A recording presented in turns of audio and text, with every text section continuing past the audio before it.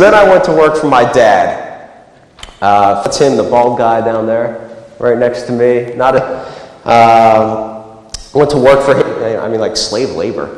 Putting me to work. I was doing the marketing for him. You know, he's a Russian immigrant, so he's like, oh, you for me. I had no clue what the hell I'm doing.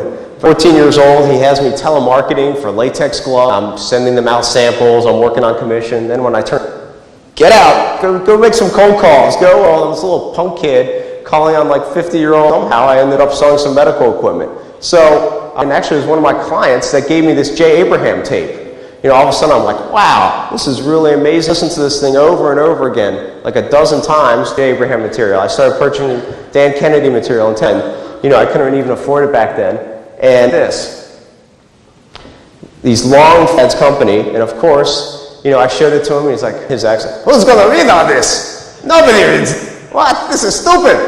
But people are gonna read it and they'll order, and of course, there's no way this is ever gonna work.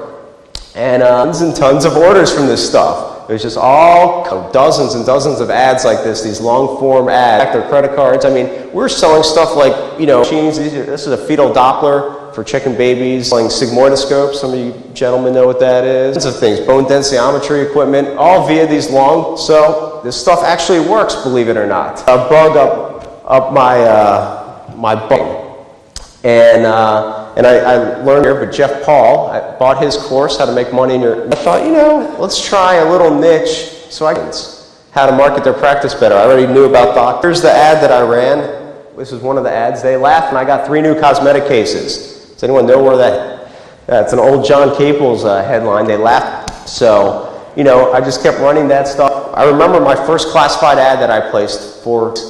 So I sent out the sales letter. I didn't have it done. We sent out the sales letter. Nobody ordered. 2 weeks later, sent out the second notice. 3 weeks later, we sent out the third notice with, hey, the expiration date.